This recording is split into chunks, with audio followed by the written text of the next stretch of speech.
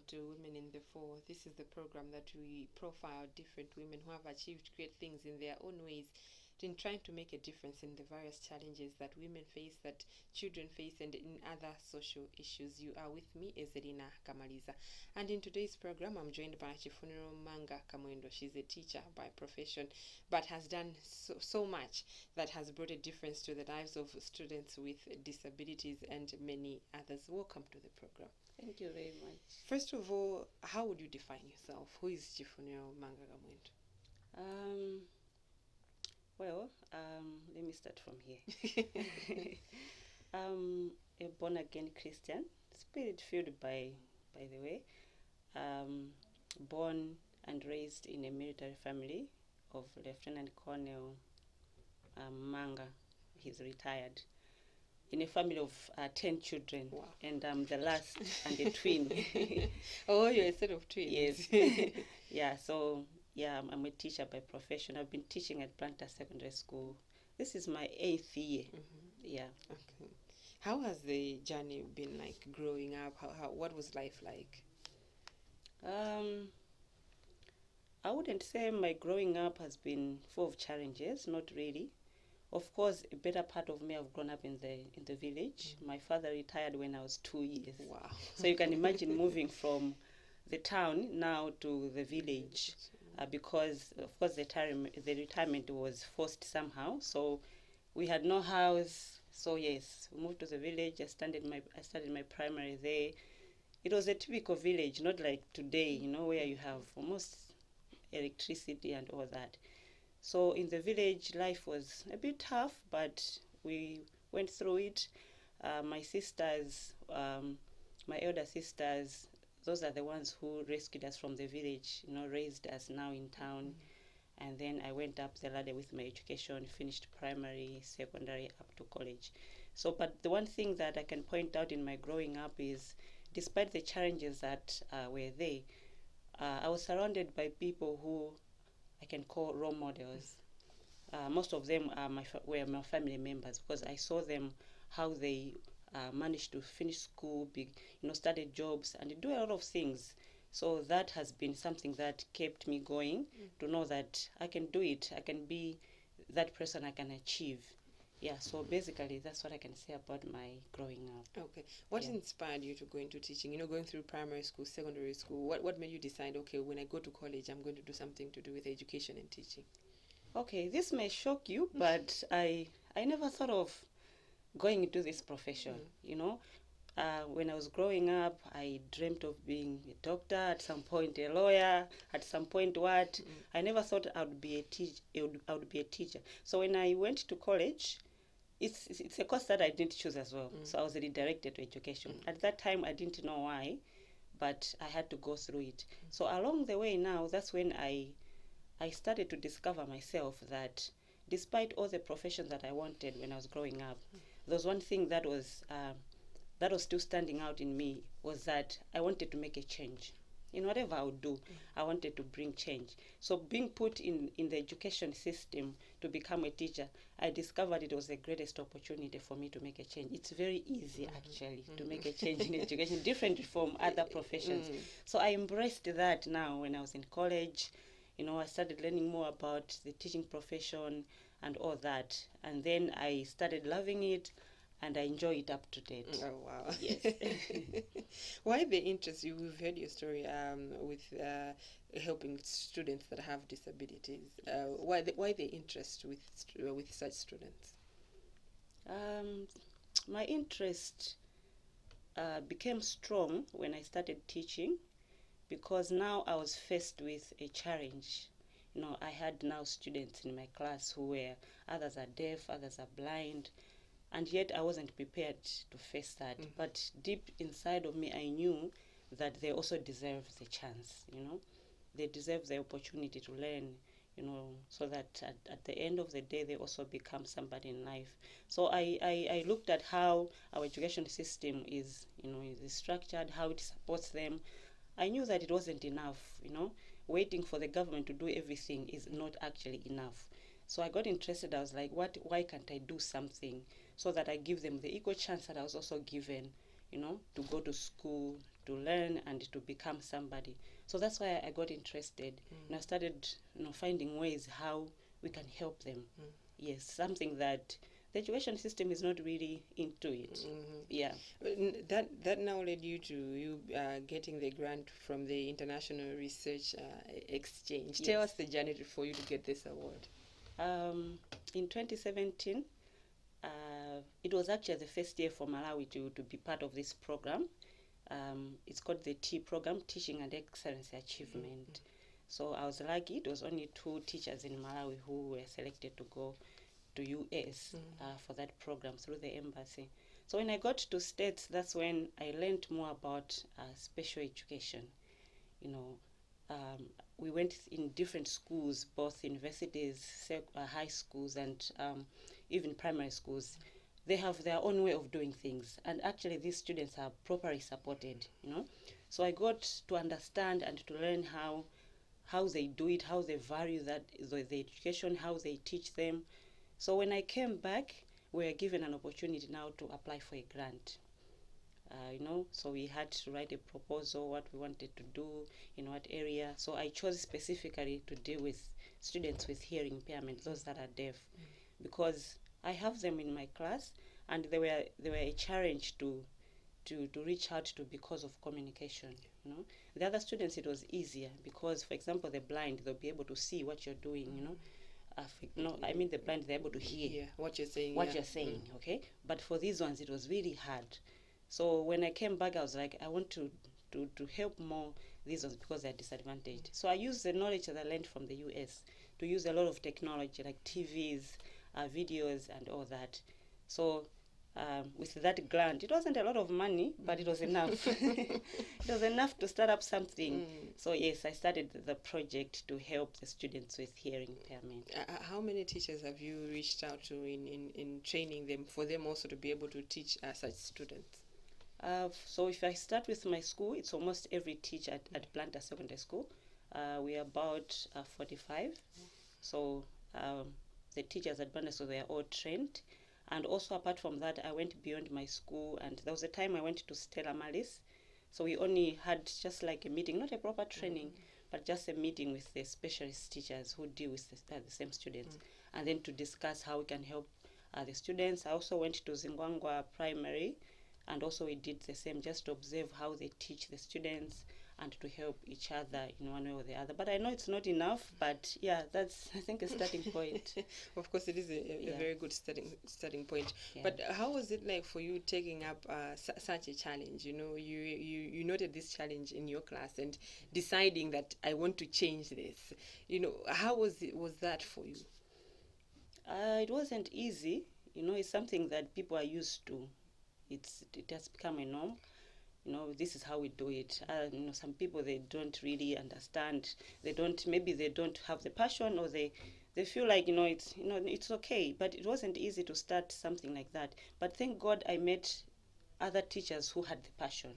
Honestly, collaboration for me has really worked, because I met teachers who were also in my dilemma. Like, I also don't know how to teach them. What can we do? So with working with the teachers, the administration at my school, and also the government has been supportive through our division. And I had to contact the person who is the desk officer of special needs. So we talked, he helped here and there. So with that, it was easier, at least because I had support around. But yeah, I've made so many challenges through it. We don't have enough resources. Some people, they don't believe, when you're starting up something, some people, they really don't believe in it until maybe they see something happening. Yeah. But yeah, we managed to pull up something. Yes. You've mentioned of collaboration. What can you say about women being able to work with others when they have such an idea and building a vision together with others? How does that work to your advantage? It really does work.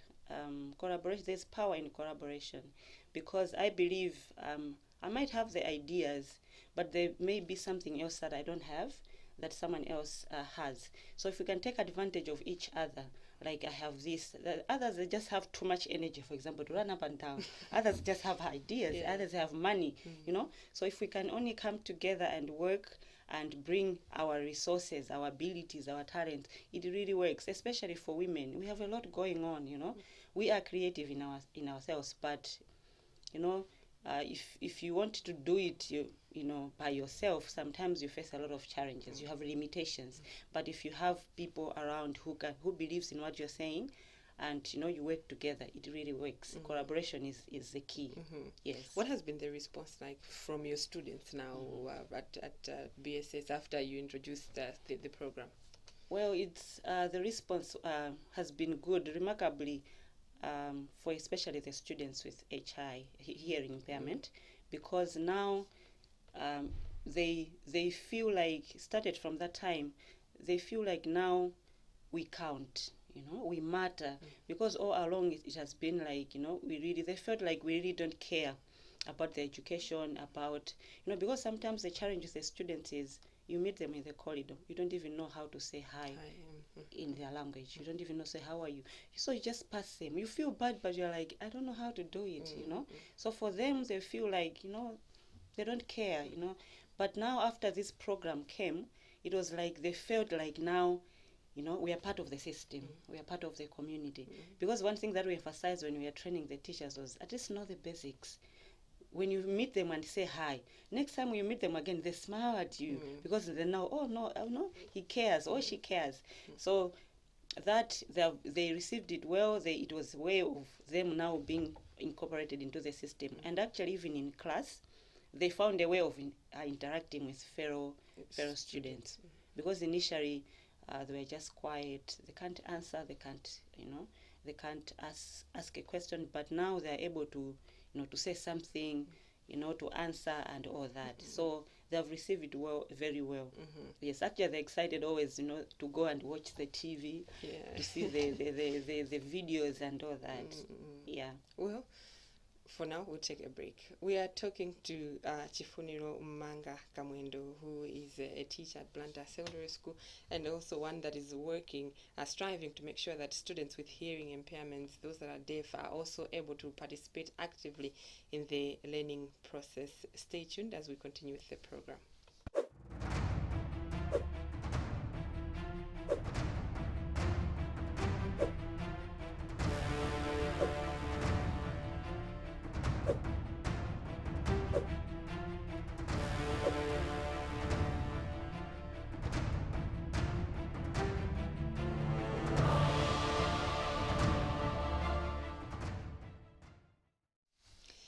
Welcome back. This is Women in the FORE. We are talking to Chifuniro Kamwendo. She's a teacher at Blantyre Secondary School, and also one that is trying to make a difference in making sure that students with disabilities, especially those with hearing impairments, are really taken on board and that they can experience the fullness of our education system.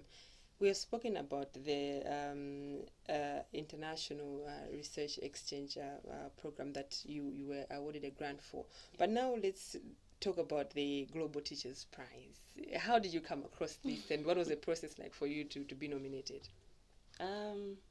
So every year there's a chance for people to nominate a teacher in their country who is outstanding, who has done something remarkable.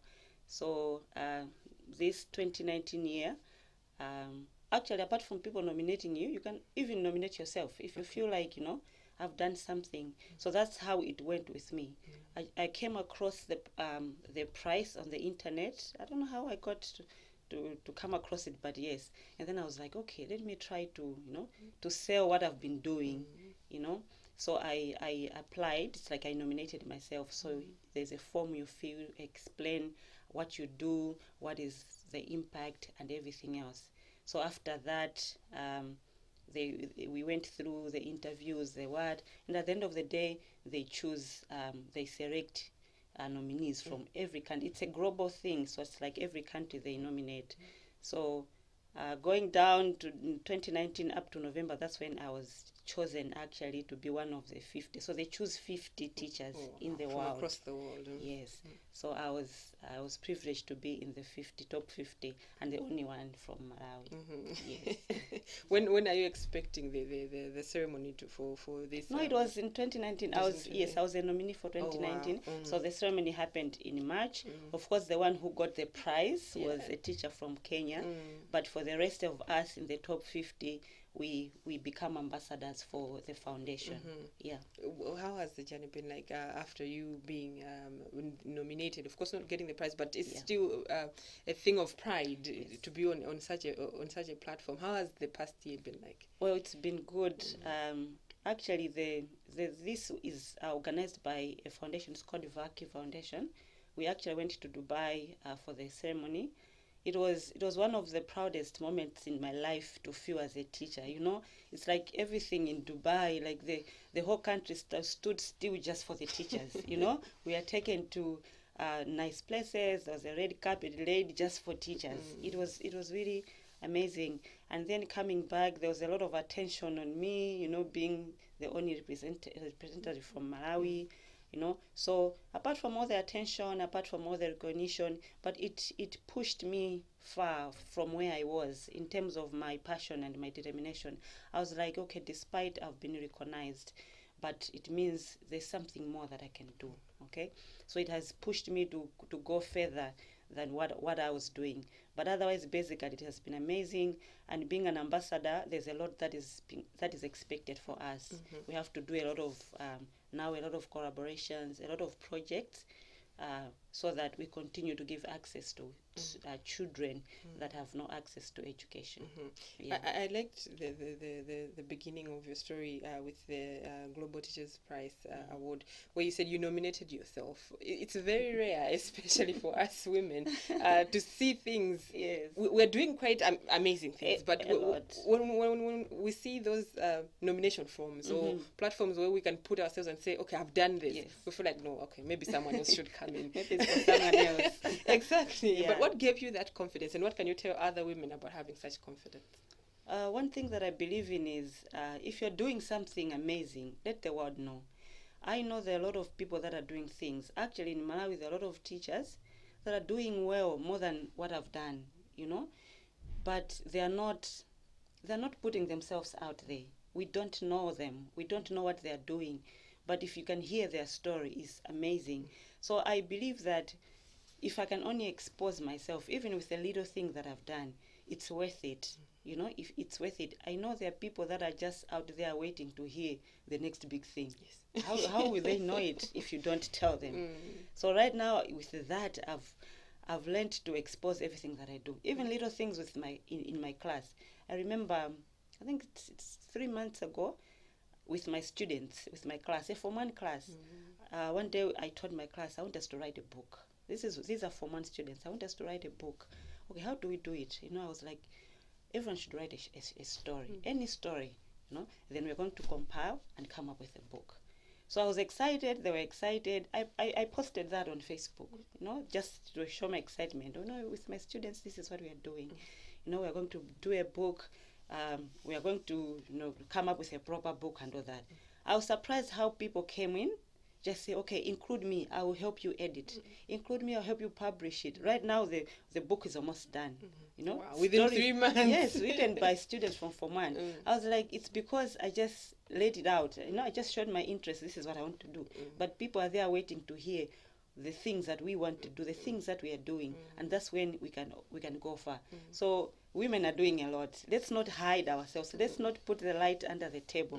We need to show what we are doing. And then I think that's the only way we can go far. Yes. You've highlighted quite a lot, but is there a point in your life where you felt like, I've met this challenge and I feel like I just can't go on? Have you ever gotten to that point? Oh, yes. Any one of those experiences you can share? Yes, actually it was in the project that I was doing. Despite that I had support, I was collaborating with other teachers. You know, technology things, there was a point things were not working out, you know.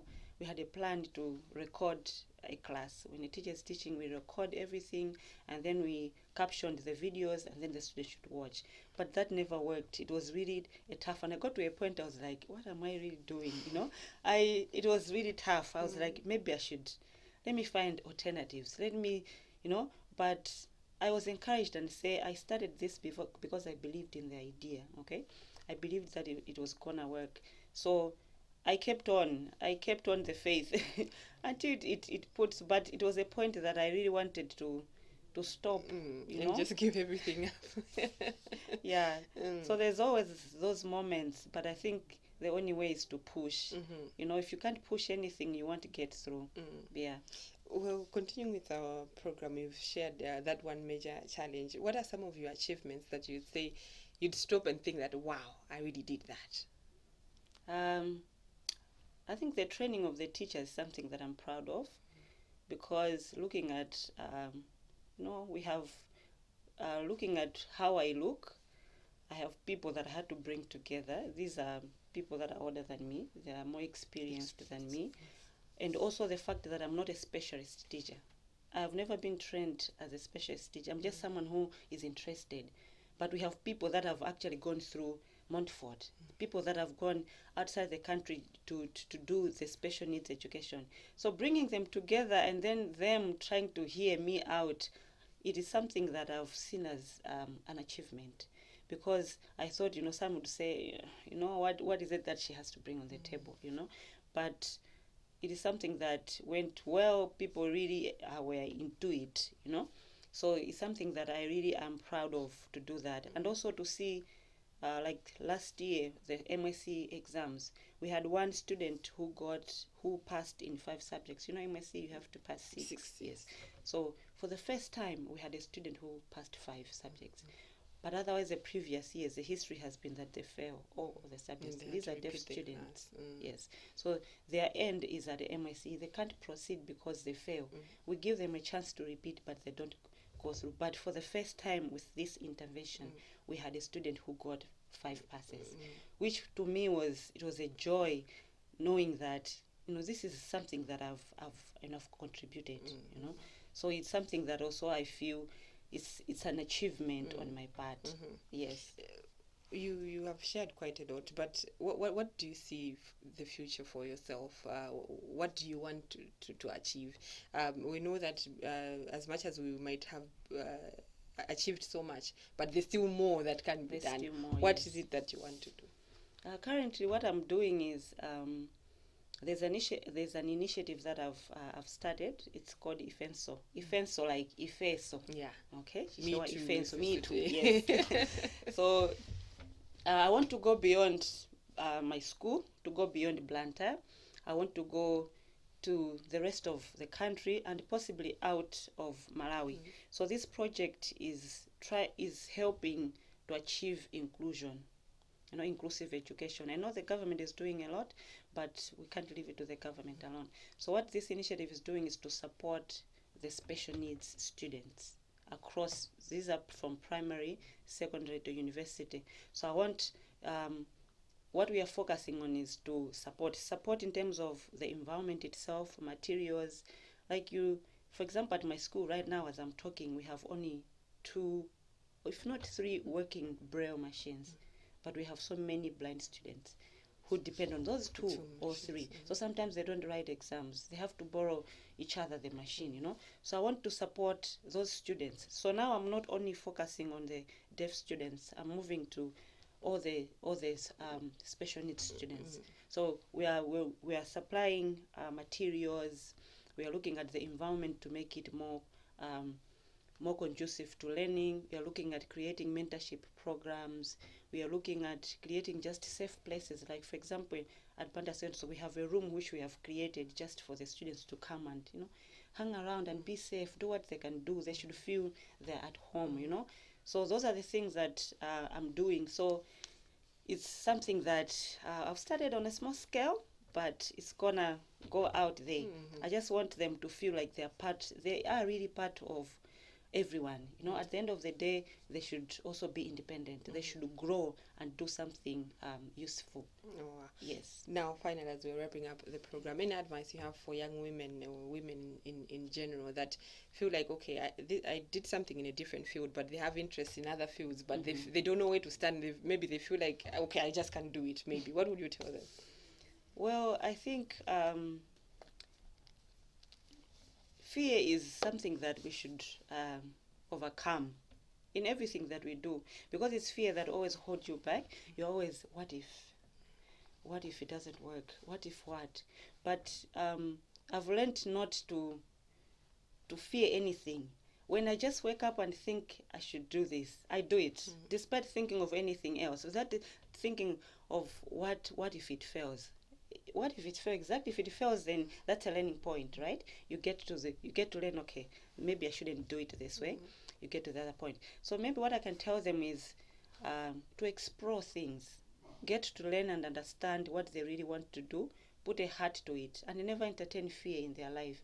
For me, it's better to try and fail than never to try. You know, so go for whatever you want to do. You know, get the right people that can support you. Understand what you really want to do and put your heart to it. It all works out.